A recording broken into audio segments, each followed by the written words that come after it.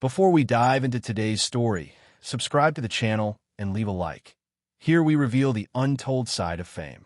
The stadium lights at Giant Stadium were blazing that December afternoon in 2005, casting long shadows across the artificial turf that had become my second home for 11 seasons. I could hear the familiar roar of 80,000 voices echoing through the concrete cathedral. But something felt different this time. Maybe it was the way my hands trembled slightly as I adjusted my gloves, or how the helmet felt impossibly heavy on my shoulders.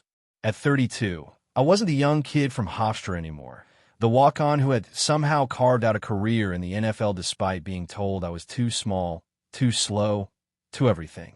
"Dad, you're going to catch a touchdown today, right?" My son CJ had asked me that morning over breakfast, his 7-year-old face bright with the kind of faith only a child can possess. I'd ruffled his hair and promised him I'd try, but the words felt like sand in my mouth. How do you tell your son that every time you step on that field, you're rolling dice with your future, with your ability to remember his name, to help with his homework, to be the father he deserves? 3 weeks earlier, against the Chargers, I'd taken a hit that changed everything. When I came to on the turf, the world looked wrong. Colors muted, sounds distant, like someone had wrapped my entire existence in cotton. For the first time in my career, I'd tasted genuine terror. "Chrebet, you ready?" Coach Mangini's voice cut through the pregame chaos of the locker room. When I looked up, our eyes met and held for just a beat too long. Something passed between us in that silence, an understanding we both wished we didn't share. "Always am, Coach." But his nod wasn't the usual confident approval. It was careful, measured, the kind you give someone when you're not sure they should be doing what they're about to do. But inside, something fundamental had shifted. The doctors had cleared me. The test came back normal, they said. But normal was a joke when you'd absorbed more hits to the head than most players see in 3 careers. My wife Jennifer had been watching me differently lately, studying my face when she thought I wasn't looking, as if she was searching for pieces of the man she married that might be slipping away. The pregame ritual began as it always did. Cleats laced tight, gloves adjusted just so, shoulder pads positioned exactly right.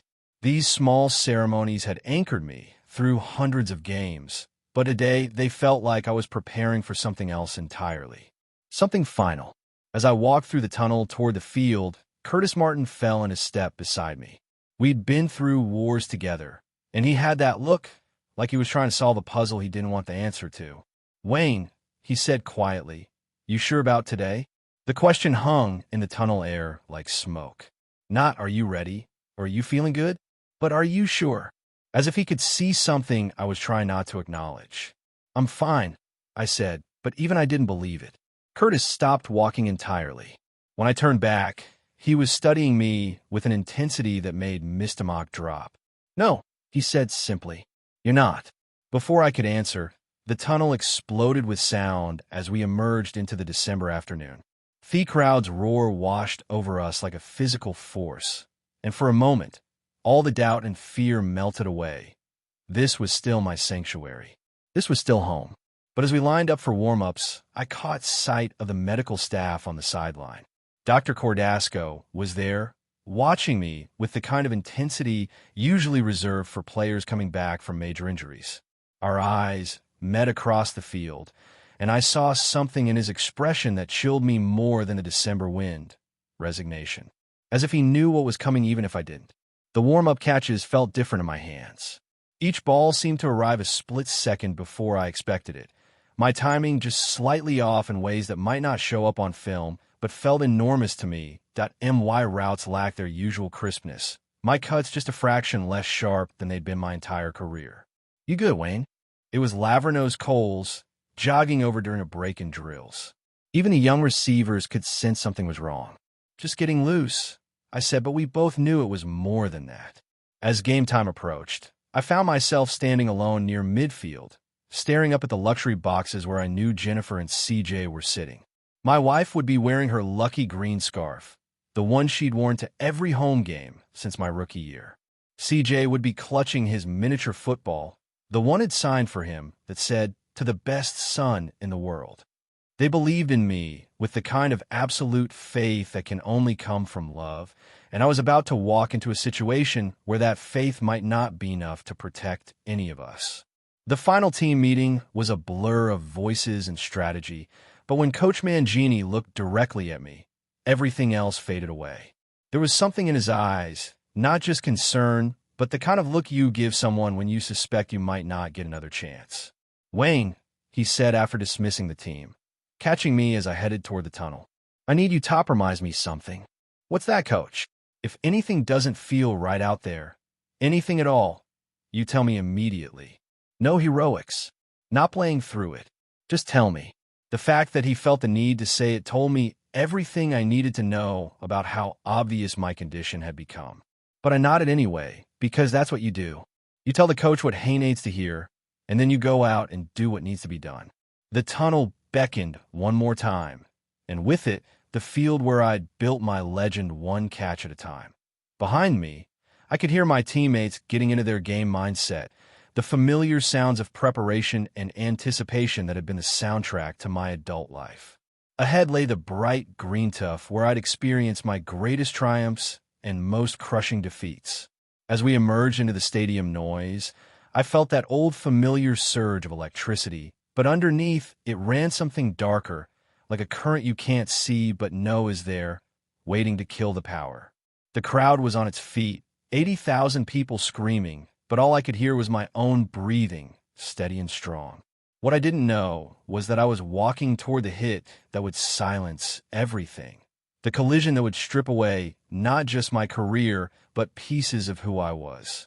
The kind of hit that follows you home, sits at your dinner table, and whispers your name in the dark long after the stadium lights go out. I thought I was stepping onto a football field. In truth, I was walking into the last moments of the only life I'd ever known. The play call came in from the sideline. Slot left, quick slant on 2. Nothing fancy, just me against their linebacker, 5 yards and a first down. The kind of route I'd run thousands of times in my career, the bread and butter play that had made me who I was in this league. But as I jogged to the line off scrimmage, something felt different about this moment. Heavier somehow, like the air itself was holding its breath. I lined up in the slot, my feet positioned exactly as they'd been since high school. 22 players spread across the field, each one coiled and ready to explode into violence on the snap count. The linebacker across from me was Sean Merriman, all 275 pounds of him, with the kind of reputation that made smart receivers think twice about crossing his path. But thinking twice had never been my specialty. The crowd noise at Giant Stadium was deafening. 80,000 people on their feet, the collective roar of Affin base desperate for something to cheer about in what had been a disappointing season. I could feel their energy washing over the field like a physical force, demanding that we give them something worth their Sunday afternoon. This was why we played, for moments like this when the entire stadium held its breath, waiting to see what would happen next. Chad Pennington was under center, calling out the cadence in that steady voice that had guided our offense for years. "Hut, hut." The second hut was my cue to explode off the line, to use every ounce off quickness I still possessed to beat Merriman to the spot where the ball would be waiting. The snap came clean. I planted my left foot and drove forward, knowing I had maybe 2 seconds before the collision would come. This was football at its purest. A game of inches and milliseconds, where the difference between success and catastrophe could be measured in the blink of an eye. I could see Chad's arm coming forward in my peripheral vision, the ball already spiraling through the December air toward the exact spot where I'd practiced catching it 1,000 times. Everything slowed down as it always did in these crucial moments. The stadium noise faded to a dull murmur. The other players on the field became background figures in a drama that was suddenly focused entirely on this one small slice of artificial turf. I reached out for the ball, my hands forming the perfect pocket that had become second nature after 11 seasons of professional football. The ball hit my hands with that satisfying thud that every receiver knows. Leather meeting flesh, the sweet spot of a perfect catch. For just an instant, I felt that familiar surge of triumph. First down, moving a chains, doing what I'd been put on this earth to do. But Merriman was already there. I never saw him coming. That's what people don't understand about these kinds of hits. They happen so fast that your brain can't process them in real time. 1 second, I was securing the football, thinking about turning upfield for extra yards. The next second, 275 pounds of pure force collided with my body at a speed that defied physics. The impact wasn't like anything I'd ever experienced before. It wasn't just being hit, it was being erased. The world didn't go black, it went white. Pure, blinding white that consumed everything. The stadium, the noise, the ball in my hands, even the sense of my own body existing in space. Sound disappeared entirely. Not muffled, not quiet gone. As if someone had reached into the universe and turned off the audio completely. The roar of 80,000 fans vanished in an instant, replaced by a silent seesaw complete. It felt like being buried alive. I was floating then, or falling, I couldn't tell which. Time had stopped making sense. Was I still on the field? Was I still holding the ball? Did we get the first down? These questions flashed through my mind like strobe lights, each one appearing and disappearing before I could grasp it fully. Fragments of memory began spinning through my consciousness like a broken film reel. CJ at the breakfast table that morning, his 7-year-old face bright with excitement. Dad, you're going to catch a touchdown today, right? Jennifer adjusting my collar before I left for the stadium, her fingers lingering just a moment longer than usual. My father's voice from 20 years ago. You may not be the biggest, Wayne, but you can always be the toughest. But I didn't feel tough anymore. I felt broken, scattered, like someone had taken everything that Madame Wayne Chrebet and thrown it into the air, watching the pieces fall wherever they might. Slowly, sensation began to return. Not all at once, but in waves that crashed over me without warning. First, the taste of blood in my mouth, metallic and sharp, telling me that something had been damaged. Then the feeling of the cold December air against my face, which meant my helmet had come off at some point I couldn't remember. The white began to fade, replaced by shapes that might have been faces hovering over me. I tried to focus, to make sense of what I was seeing, but everything remained frustratingly blurry. Voices started filtering back in, muffled and distant like they were coming from the bottom of a swimming pool. Wayne? Wayne, can you hear me? I tried to answer, tried to tell them that yes, I could hear them, but my mouth wouldn't cooperate. The connection between my brain and my voice had been severed somehow, leaving me trapped inside my own body. More faces appeared in my field of vision. Team doctors, trainers, people whose job it was to put broken players back together again. But this felt different from every other injury I'd ever sustained. This wasn't something that could be fixed with tape and painkillers and a few days' rest. What's your name? Someone asked. The question seemed absurd. Of course I knew my name. I was Wayne Chrebet, number 80, the guy who'd caught more passes than any receiver in Jets history. But when I tried to say it out loud, the words got tangled up somewhere between my brain and my tongue. The stadium had gone eerily quiet. 80,000 people who'd been screaming themselves hoarse just moments before were now watching in hushed concern as medical personnel worked over their fallen player. This was the kind of silence that meant something serious had happened, the kind that made everyone in the building hold their breath and pray that what they were seeing wasn't as bad as it looked. I became aware that I was lying on my back, staring up at the December sky. The lights of Giants Stadium created a halo effect around the edges of my vision, beautiful and otherworldly. For a moment, I wondered if this was what dying felt like, peaceful and bright, with concerned voices fading in and out like radio stations you can't quite tune in clearly. Wayne, look at me. Dr. Cordasco's face came into focus above me.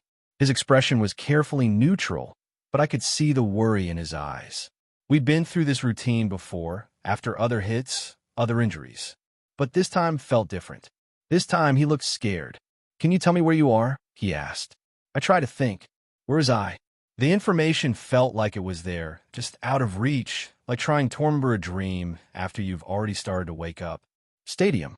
Game. Football. The pieces were floating around in my head, but I couldn't quite fit them together. Football. I managed to croak out, proud that I'd gotten even that much. That's right. You're at a football game. Do you know what team you play for? This should have been easy. I'd been wearing the green and white for 11 years. I'd bled for this organization, sacrificed my body for these colors. But as I reached for the answer, it felt like grasping at smoke. Somewhere in the distance, I could hear the crowd stirring restlessly. Fans who'd come to watch a football game were instead witnessing something much more frightening. A reminder of just how fragile the human body could be, how quickly everything could change with one perfectly timed collision. My teammates had formed a protective circle around where I lay, their faces masks of concern. Curtis Martin was there, along with Lavernus Coles and several linemen whose names I should have known but couldn't quite access.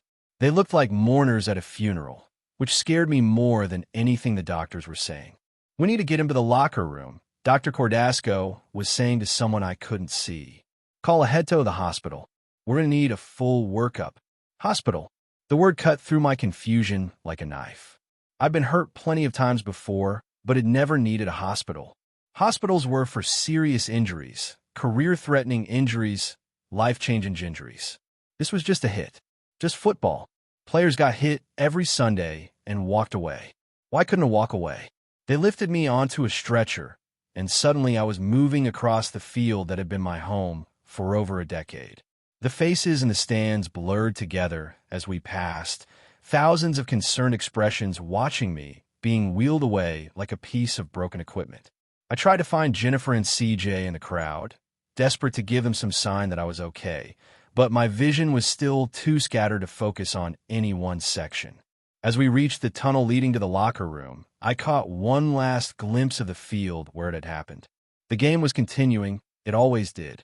Football didn't stop for anyone, not even when Simeone's world had just been shattered into a million pieces.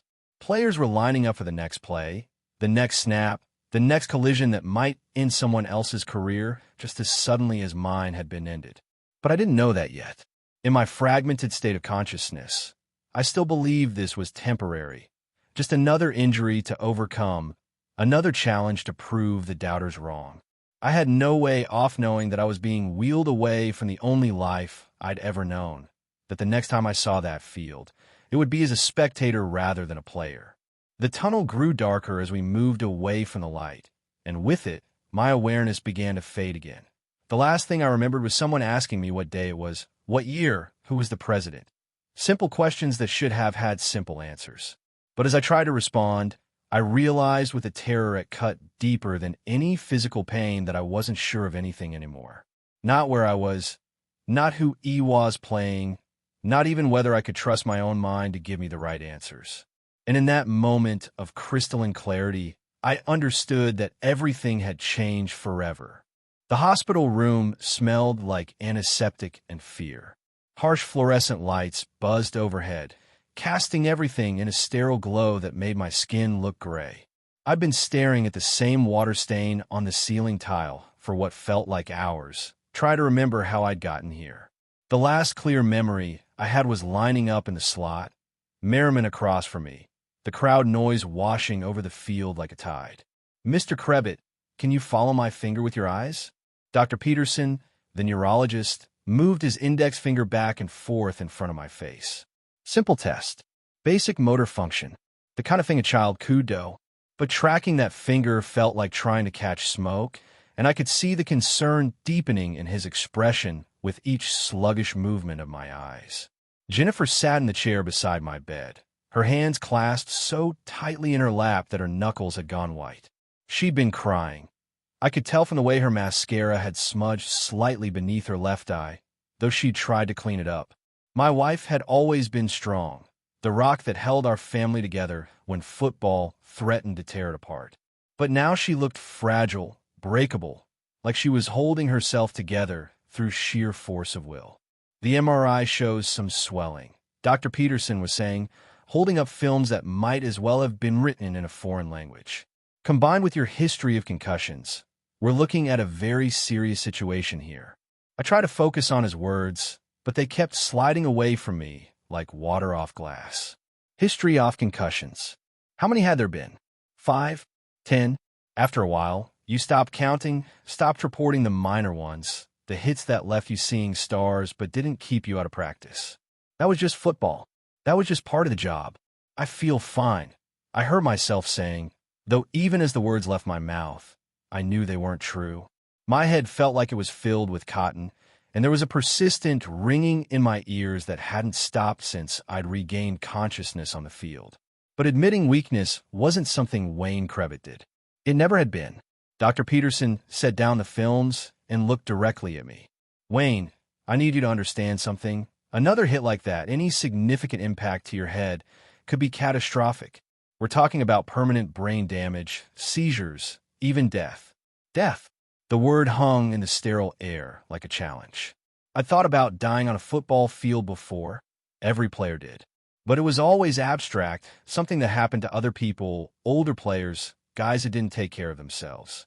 Not me. Not Wayne Chrebet, who'd survive 11 seasons in the NFL by being tougher than everyone expected. So what are you saying? I asked, though I already knew the answer. I'm saying your football career is over. The silence that followed was deafening. Somewhere down the hall, I could hear the rhythmic beeping off medical equipment, the soft shuffle of nurses' shoes on linoleum. Normal sounds of a hospital going about its business while my entire world collapsed around me. That's not your decision to make, I said finally, surprised by the steadiness of my own voice. I've been playing with concussions for years. This isn't any different. Jennifer's hand found mine, her fingers ice cold despite the warmth of the room. Wayne, please, she whispered. Please just listen to what he's saying. But I couldn't listen. Wouldn't listen. Because if I accepted what Dr. Peterson was telling me, then I had to accept that everything I'd worked for, everything I was, had just been taken away by one perfectly timed hit from Sean Merriman. And I wasn't ready for that. Not yet. The next few days passed in a blur of medical appointments and worried conversations that always seemed to stop when I entered the room. The team doctors ran more tests, cognitive assessments, balance evaluations, reaction time measurements. Each one revealed the same uncomfortable truth. Something fundamental had been damaged in that collision, something that might never heal properly. But I kept telling myself it was temporary, just like every other injury I'd ever sustained. Give it time, let the swelling go down, get back to work. That's what Wayne Chrebet did. He overcame things. He proved people wrong. He turned doubt into motivation and came back stronger than before. At home, the pretense became harder to maintain.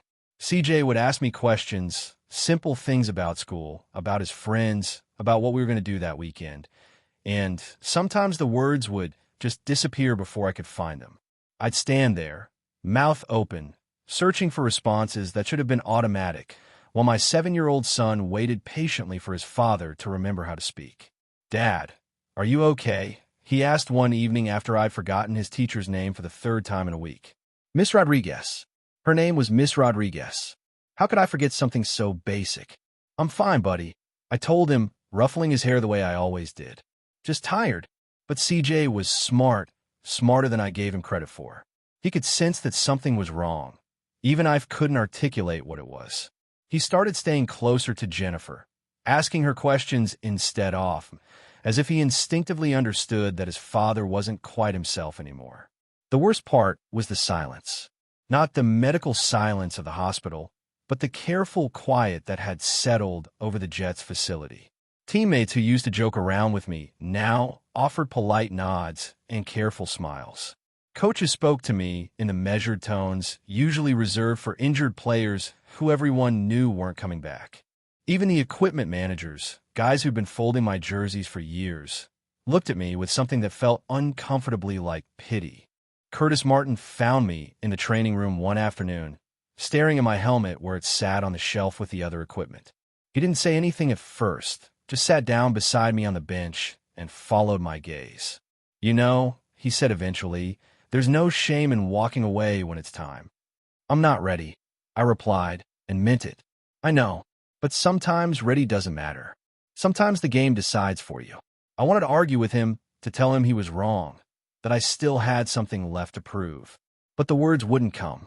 They were there, somewhere in my head, but the pathway between thought and speech seemed to have developed gaps that I couldn't quite bridge. The headaches were getting worse. Not the sharp, immediate pain of the injury, but a constant low-grade throbbing that settled behind my eyes like a permanent storm front. Some mornings I'd wake up and it would take me several seconds to remember where I was, who was lying next to, why my head felt like it was being squeezed in a vice. Jennifer tried to hide her fear, but I could see it in the way she watched me when she thought I wasn't looking. She'd study my face during conversations, as if she was trying to memorize something that might be slipping away. At night, she'd lie awake long after I'd fallen asleep, and I could feel the weight of her worry pressing down on the bed between us. "The kids at school are asking about you," she mentioned one evening over dinner. "They want to know if you're going to play again." "What did you tell them?"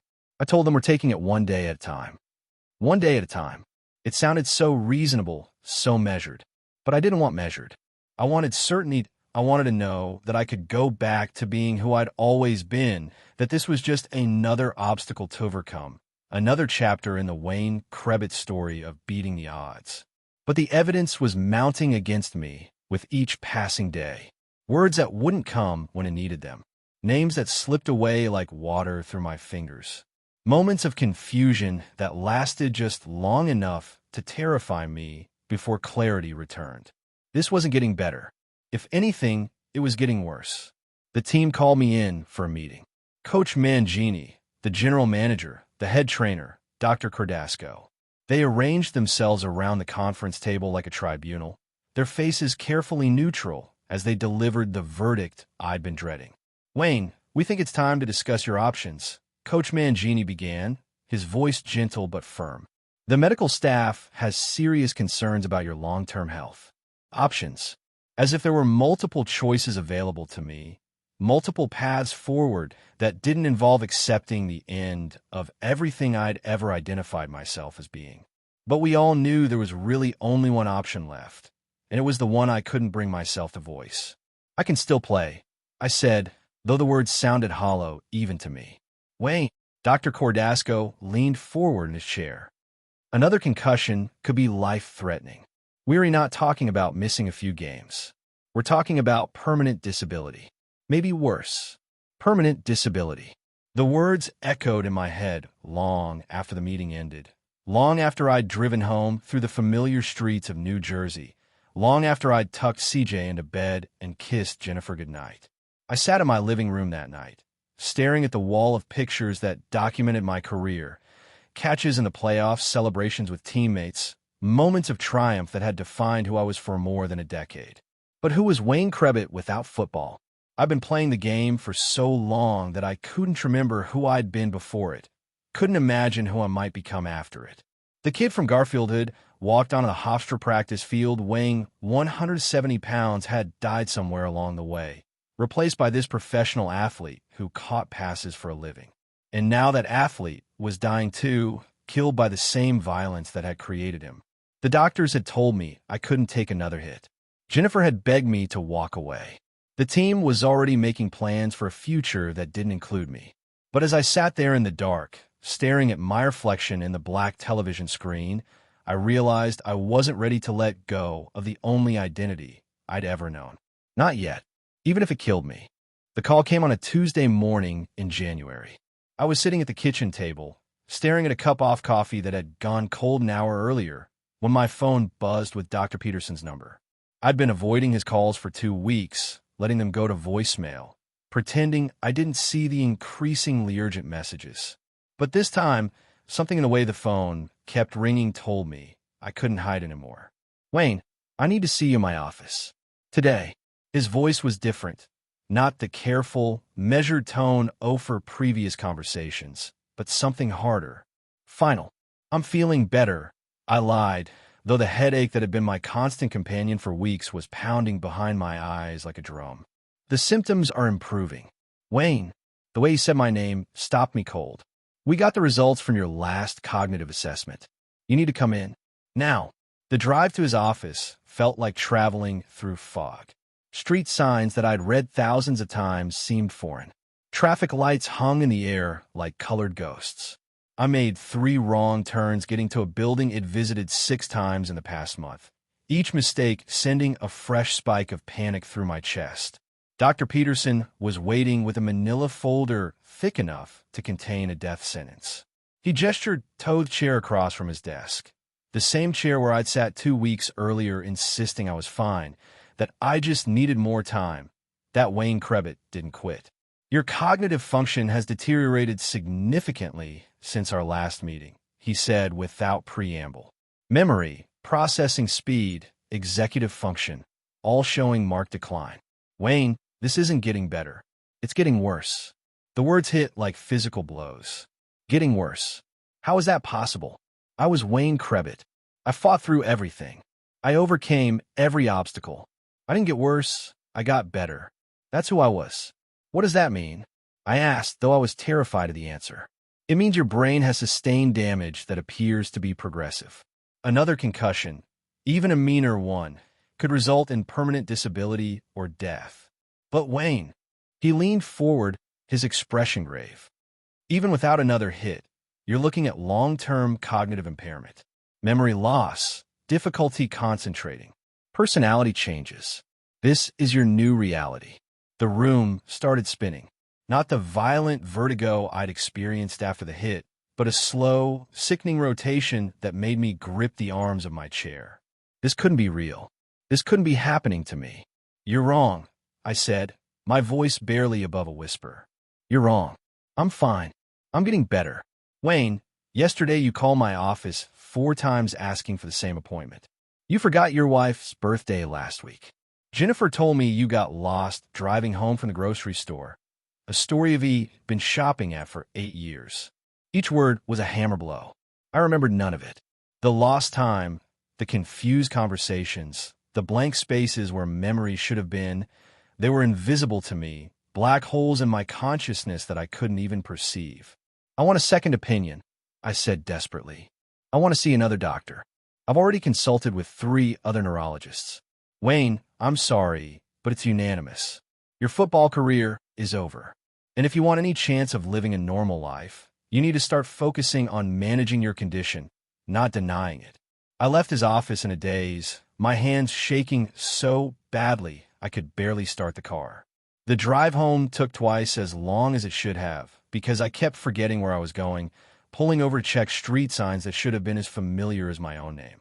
Jennifer was waiting for me when I walked through the front door. One look at my face, and she knew everything had changed. What did he say? She asked quietly. I couldn't form the words. Couldn't make my mouth say what Dr. Peterson had told me. Instead, I just stood there in our hallway, surrounded by family photos and kids' artwork and all the normal debris of a life I was no longer equipped to live. Wayne, her voice was barely a whisper now. It's over, I managed finally. It's all over. She started crying then, not the careful, contained tears she'd been holding back for weeks, but deep, wrenching sobs that seemed to come from somewhere elemental. I wanted to comfort her, to be the strong husband and father I'd always been, but I couldn't even trust myself to find the right words. That evening, the Jets called a press conference. They wanted to honor my career, to celebrate my contributions to the organization and the city. 11 seasons, 580 catches, 7,365 receiving yards. The franchise record that would stand for years to come. They painted it as a triumph, a victory lap for Appelier, who'd given everything to the game he loved. But sitting in the back row of that press conference, watching them retire my number 80, all I could think about was what I'd lost. Not just football, that was obvious, but pieces of myself that I was only beginning to understand were gone forever. Wayne Chrebet embodies everything we want in a New York Jet, Coach Mangini was saying to a room full of reporters. Toughness, determination, heart. He's the kind of player young kids should look up to, the kind of man who shows you that size doesn't matter if you have enough courage. The crowd applauded. Cameras flashed. Sports writers scribbled notes about my legacy, my impact on the franchise, my place in Jets history. And I sat there feeling like a fraud, like they were eulogizing someone who no longer existed. Later that night, after the reporters had gone home and the accolades had been filed away for posterity, I found myself standing in my garage, staring at the equipment bag I hadn't opened since the day of the hit. My helmet sat on top, the green and white Jets logo as familiar as my own reflection. This piece of plastic and metal had been my identity for over a decade, the thing that transformed Wayne Chrebet the person into Wayne Chrebet the player. I picked it up with trembling hands. It was lighter than I remembered, or maybe I was just weaker. The padding inside still held the shape of my head, molded by years of impacts, both large and small. This helmet had protected me through hundreds of games, thousands of hits. But in the end, it hadn't been enough. "Daddy," I turned to find CJ standing in the doorway, rubbing his eyes like he'd just woken up. My heart clenched at the sight of him. 7 years old and innocent, still believing his father was invincible. "What are you doing up, buddy?" I asked, setting the helmet down carefully. "I heard you crying." "I've been crying?" I touched my face and found it wet with tears I didn't remember shedding. Even meow and emotional responses were becoming foreign to me. "I'm okay," I told him, though we both knew it wasn't true. He walked over and took my hand in his small one. "Are you sad because you can't play football anymore?" The question hit me like a physical blow. How do you explain to a 7-year-old that his father is disappearing piece by piece? That the man he'd looked up to his entire short life was becoming someone neither of them recognized? "Yeah, buddy. I'm sad." "It's okay, Daddy. You can still be my dad, even if you can't play football." His words were meant to comfort, but they terrified me more than anything the doctors had said. Because what if I couldn't? What if the damage to my brain progressed to the point where I forgot his name, forgot Jennifer's face, forgot everything that made me who I was beyond football? That night, I lay in bed staring at the ceiling while Jennifer slept fitfully beside me. The headache was particularly brutal, a vice-like pressure that seemed to squeeze my skull from all directions.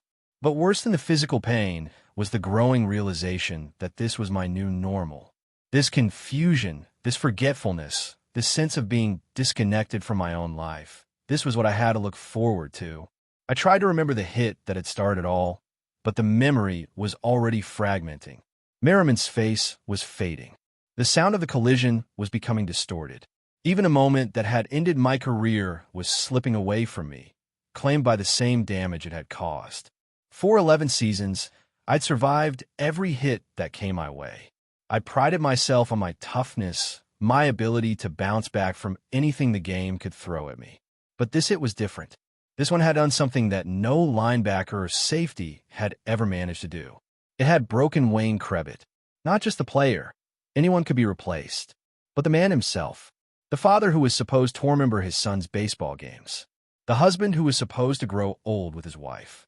The person who was supposed to know his own name without having to think about it. They could take football from me. I was beginning to accept that. But what if the game had already taken me from myself?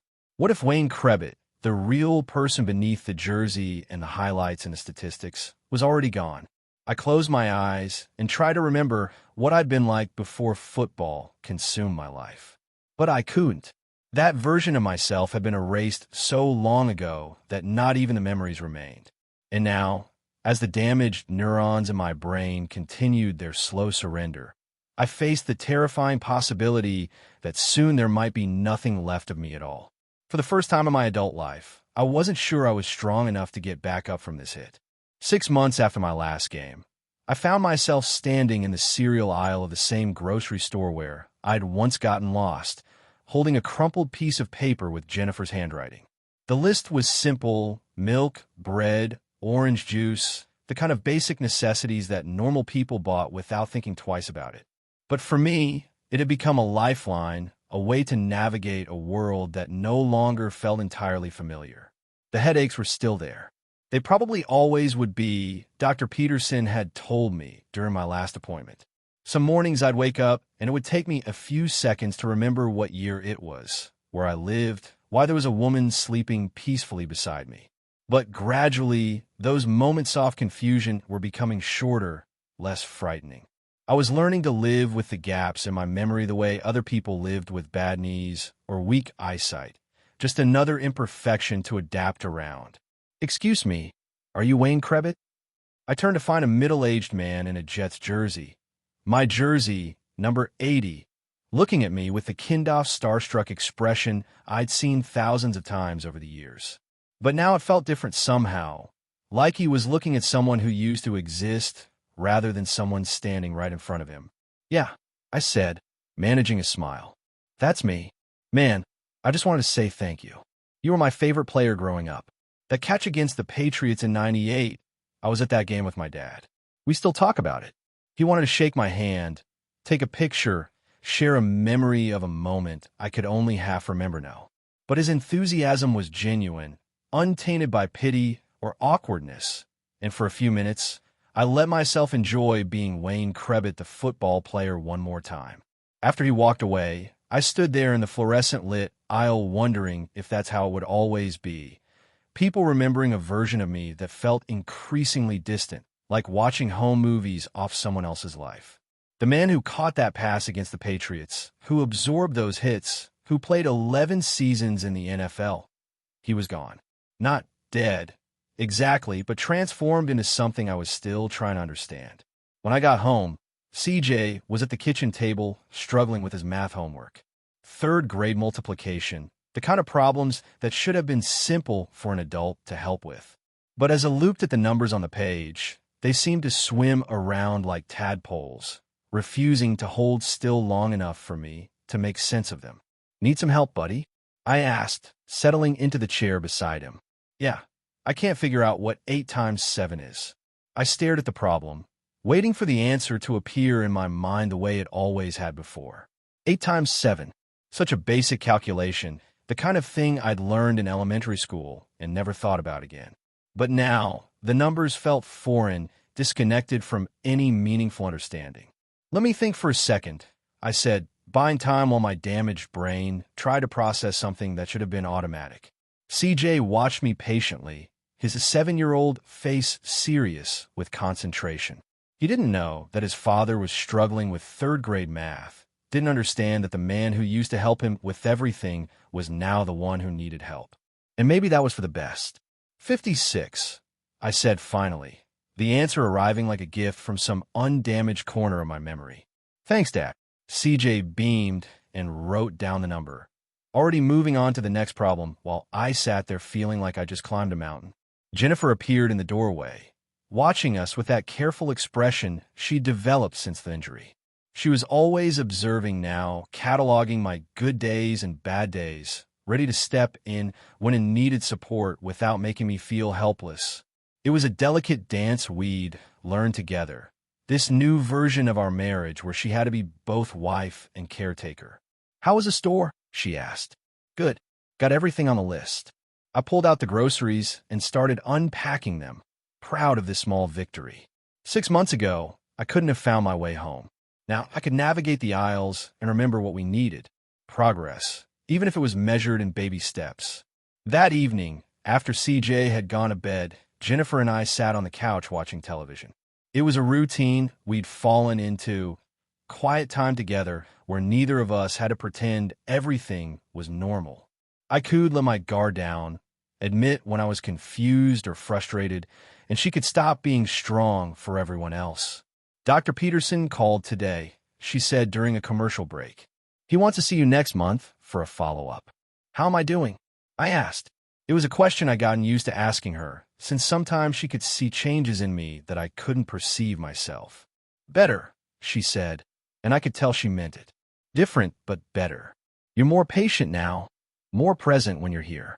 Before, she paused, choosing her words carefully. Before, even when you were home, part of you was always still at the facility, thinking about football. Now, when you're with us, you're really with us. It was true, though I hadn't realized it myself. The constant mental noise of game plans and injury reports and contract negotiations have been replaced by something quieter but more focused.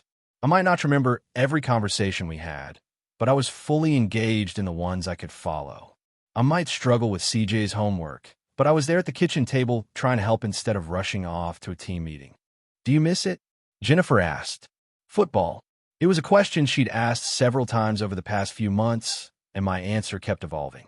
At first, I'd said yes with the desperate intensity of someone mourning a death. Then I tried to convince both of us that I didn't miss it at all, that I was happier being a regular person. But the truth was more complicated than either extreme. I miss parts of it, I said.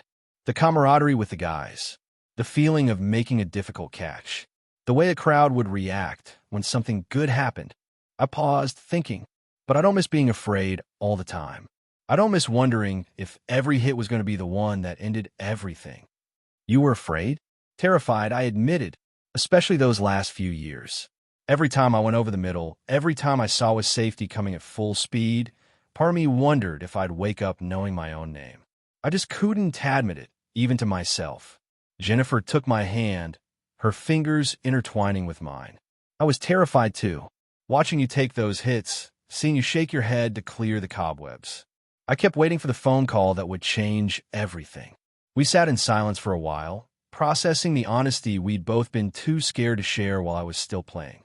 The weight of all those unspoken fears, all those nights she'd lain awake worrying while it pretended everything was fine.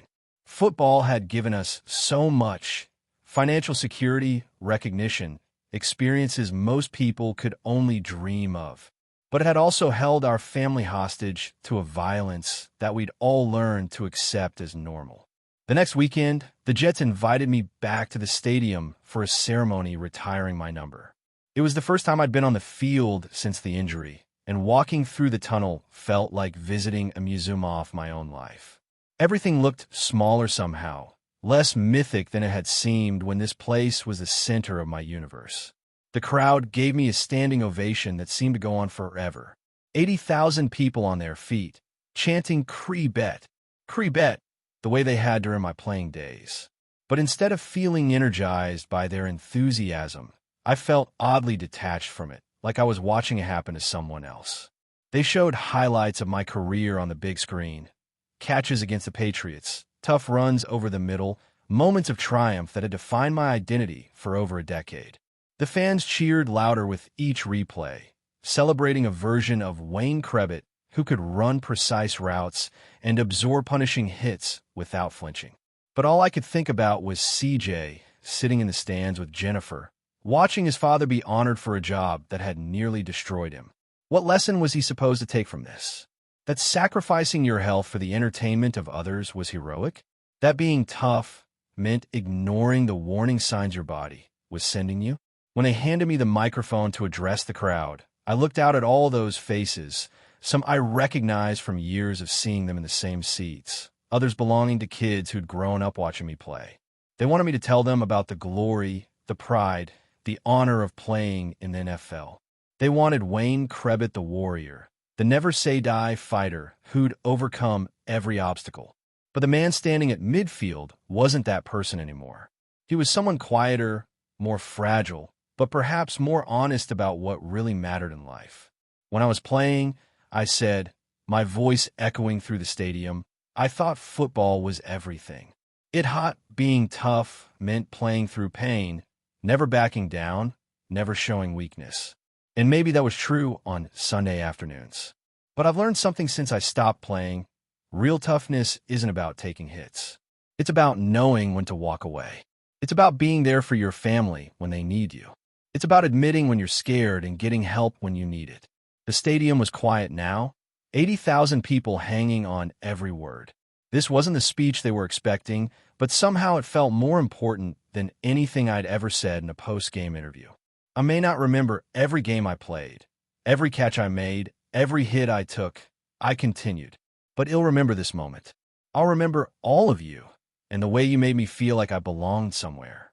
And I'll remember that sometimes the most courageous thing you can do is admit that the fight is over and focus on what comes next. The applause was different this time. Softer, more thoughtful, like they understood something had shifted in the balance between Wayne Chrebet, the football player, and Wayne Chrebet, the human being. That night, after we gotten home and put CJ to bed, I found myself in the garage again, staring at that helmet one more time. But now it looked different to me. Not like a symbol of identity lost, but like evidence of a battle survived. The scuffs and scratches told the story of 11 seasons in the NFL, thousands of hits absorbed, a career that had ended not in failure, but in a kind of triumph I was only beginning to understand. I picked up the helmet and carried it into the house, placing it on a shelf in my study where CJ could see it when he did his homework, not as a shrine to past glory, but as a reminder that his father had been brave enough to pursue his dreams and wise enough to know when it was time to let them go. Months turned into years, and slowly, I learned to live in this new skin. The headaches never fully went away, and there were still days when words would slip away from me like smoke. But I also discovered parts of myself that had been buried under the identity of Wayne Chrebet, the football player. I was more patient now, more present in conversations, more willing to admit when I didn't know something. CJ grew older, developed his own interests, made his own friends. Sometimes he'd ask about my playing days, and I'd tell him what I could remember, but more often we'd talk about his schoolwork, his baseball games, the things that mattered in his world right now. He'd grown up thinking his father was invincible, but now he was learning a more valuable lesson. That real strength sometimes means accepting your limitations and finding new ways to be valuable. Jennifer and I grew closer too, bonding over the shared experience of rebuilding our lives around this new reality. She'd married a football player, but now she was living with just a man, flawed, forgetful, but more emotionally available than I'd ever been during my playing career. We learned to laugh about the things I forgot, to appreciate the moments of clarity when they came, to find joy in the ordinary rhythms of a life no longer dominated by game schedules and injury reports. One evening, 5 years after my retirement, I was helping CJ with his homework again. High school algebra this time, problems I could barely comprehend, let alone solve. But I sat with him anyway, offering what support I could, proud that he trusted me enough to ask for help even when we both knew I probably couldn't provide it. "Dad," he said suddenly, looking up from his textbook, "are you glad you played football?" It was a question I'd been asking myself for years, and the answer kept evolving as I gained more distance from the career that had defined me for so long. "I'm glad I got to experience it," I said finally. "I'm glad I got to play in front of crowds like that, work with guys like Curtis Martin, catch passes from guys like Chad Pennington. I'm glad I got to prove that Sizito isn't always matter if you have enough heart. But I'm also glad it's over. I'm glad I get to be here with you, helping with homework I don't understand, worrying about parent-teacher conferences instead of playbooks. I'm glad I get to grow old with your mom, even if I might not remember all of it." CJ nodded, satisfied with the answer in the way teenagers rarely are with their parents' explanations. Maybe he understood better than most kids that life was fragile, that the people you love won't always be exactly who you expect them to be. That night, lying in bed with Jennifer sleeping peacefully beside me, I thought about the journey that had brought me to this moment. From the walk-on kid at Hofstra to the franchise record holder with the Jetsto, the brain-damaged ex-player trying to help his son with algebra. It hadn't been the story I'd planned to write, but maybe it was the one I was meant to live. Football had given me everything: fame, money, the respect of my peers, memories that would last whatever remained of my lifetime. But it had also taken everything: my health, my cognitive abilities, pieces of myself that I was still discovering were missing. The trade-off seemed almost impossibly cruel, like a deal with the devil that I'd signed without reading the fine print. But when I looked at Jennifer sleeping beside me, when I thought about CJ trusting me to help with homework despite my limitations, when I remembered the way the crowd had listened to my retirement speech, really listened like they understood something important was being said, I realized that maybe a trade hadn't been as one-sided as it seemed. I'd lost Wayne Chrebet, the football player, that's true. But I'd found Wayne Chrebet, the father, the husband, the man who could admit his weaknesses and still find ways to be useful. I'd learned that courage didn't always mean running toward danger. Sometimes it meant accepting help, acknowledging limitations, and finding new definitions of strength. The headache was starting again, that familiar pressure building behind my eyes that would probably keep me awake for another hour. But as I lay there in the darkness, listening to Jennifer breathe, thinking about CJ sleeping down the hall, I realized something that would have surprised the young man who'd walked onto that practice field at Hofstra all those years ago. I was exactly where I belonged. Football had ended, but Wayne Chrebet, the real one, the one that mattered most, was still here, damaged maybe, different certainly, but still standing, still fighting, still finding reasons to get up every morning and face whatever came next. And in the end, Maybe that was the most important catch of all. If you enjoyed this story, make sure to subscribe and leave a like. That way, you'll always be with us discovering the secrets and untold sides of the most famous lies in history.